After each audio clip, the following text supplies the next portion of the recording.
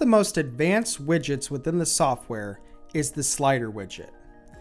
Drag the slider widget onto the page. You're going to see that we have many different settings that we can configure to get the most out of this widget. Now, again, I would call this maybe perhaps the most advanced widget out of them all, just because there are many different settings to account for if we want to worry about them. So first thing I'm going to do is show you that there is a difference between the slider settings and the panel settings. So the slider controls the panels themselves. So the slider is going to primarily control within the design the arrows, so the navigation of slides. The buttons down here, you'll see the different buttons show us, instead of different pages, it's which slide we're on. And then we can choose how everything is animated when it goes from one slide to another. So again, I'll come into the arrows. You'll see right here on the left, and it would be on the right here too. If I switch between the arrows, it's going to change their style. Now, what we can also do is we can come in here. We can choose its size and choose kind of where it's located on the slider panels themselves.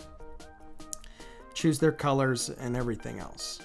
Same with the buttons down here. Right now we have them as small circles. They could become squares that are auto fold. Again, we can change their size and how everything essentially works and so forth within them. And then when we go from one panel slide to another, we can choose how we want it to animate. Do we want it to go left to right, right to left? How long do we want it to be? What happens when the customer hovers over it with the mouse? Does it allow it to pause? We have all of that capability to control. Again, it's what makes this widget so powerful, yet a little potentially overwhelming at times. So that controls the different slider settings, but then we have the slides themselves, which are within the panel settings. So right now we are on the first slide. It says slide 1 of 2. So I could come into widgets and I could drag and drop whatever widget I want on here for the most part. So I could put a button in the middle and I could choose where I want the button to be and configure all the button settings.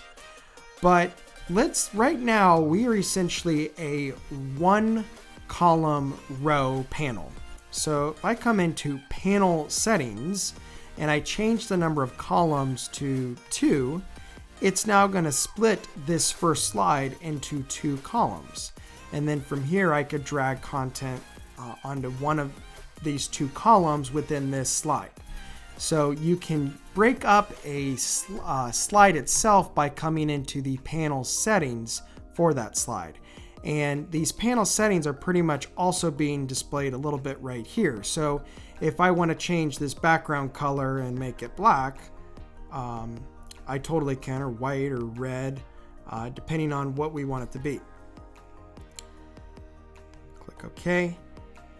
Now, let's say I want to edit the second slide. I'm going to come into click here. Now I'm on slide 2, and now I can edit slide 2's content. And just like I could with the other one, I could come into panel settings. Let's make this one 4.